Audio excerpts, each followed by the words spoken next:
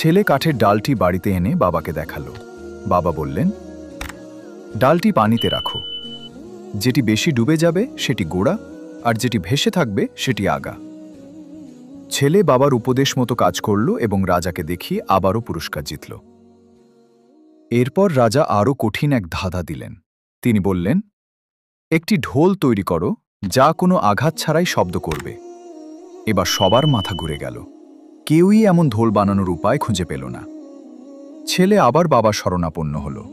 বাবা বললেন, একটি ঢোল তৈরি করে তার ভেতরে একটি মৌমাছির চাক রাখো।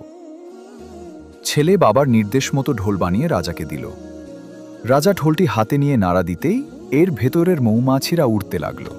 ফলে ঢোলে আঘাত ছাড়াই শব্দ হতে লাগল।